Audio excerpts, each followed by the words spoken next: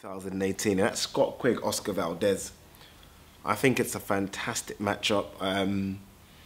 I actually think the 126-pound division could be the hottest division in boxing. I really do. And people might call me crazy, but saying that, but I honestly do believe that there is 8 or 9 guys that could make a claim, or at least think they're number one.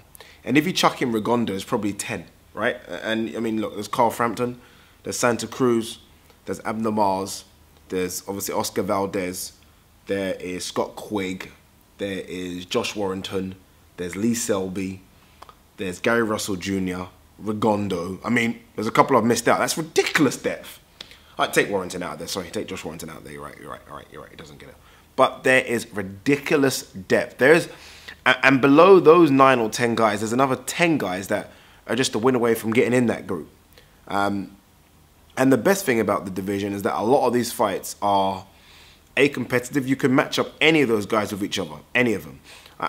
I still believe Rigonda, if he comes down to 126, which I'm pretty sure he does, although he fights at 122, but you know what I mean, come down, because his last fight was 130, beats a lot of them. But you take him out of the equation, and then all of those guys are 50-50 matchups, for me. I don't think there's a clear front runner. People might say Santa Cruz.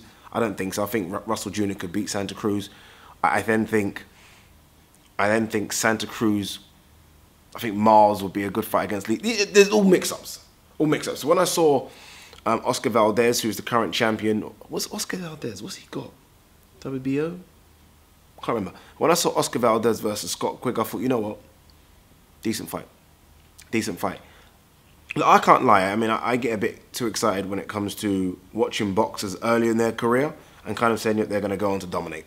I can't lie. I've done it with Andre Berto. I did. And I did it with Adrian Broner.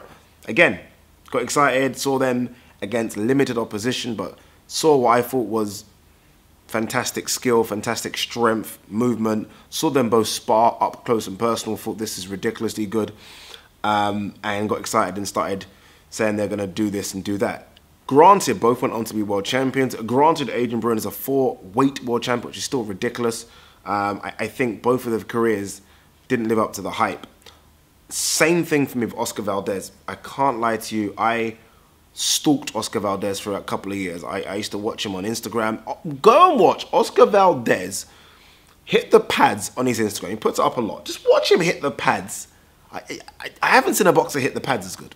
It's phenomenal. His hand speed, foot movement is great. And he might not be as good as I thought. In his last couple of fights against Mariaga and Savania, I think it is, didn't look great. Got hit, got put down. Got put down by guys that I don't think... You know when I just said, okay, so we have those guys that are in the 10, and then we have another bunch of 10 below that. I think Mariaga and Savania are below that. So I don't know if Oscar Valdez is going to go on and do things I thought he was going to do.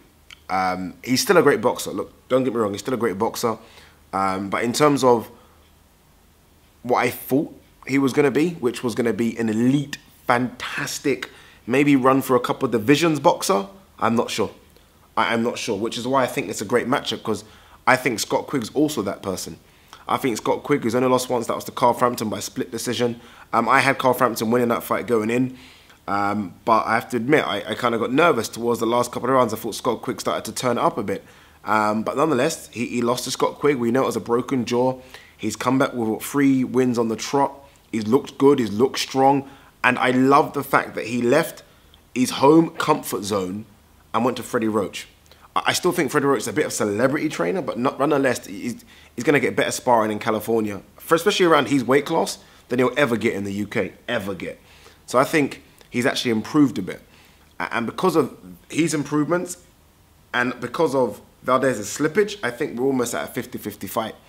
I think Scott Quigg is more powerful than Valdez, although Valdez, I think Valdez was a lightweight as amateur. I think Scott Quigg is a bit more powerful. I don't know why that is. I just think he's naturally could be a bit stronger.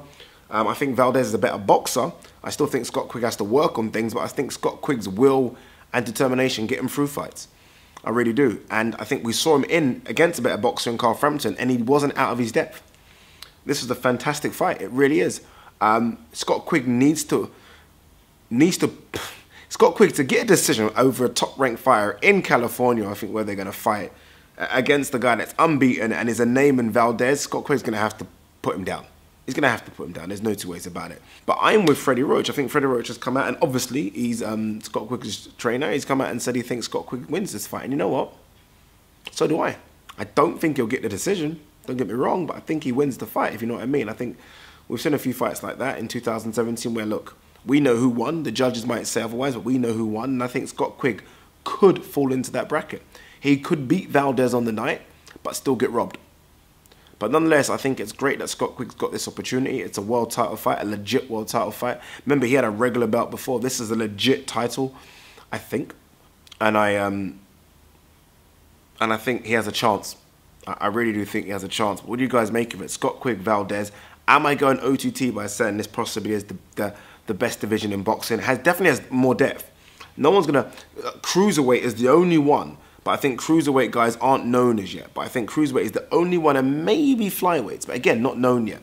But in terms of known names, it has more... It's ridiculous. What do you guys make of it? Scott Quigg, Valdez, who wins? Let me know. Peace.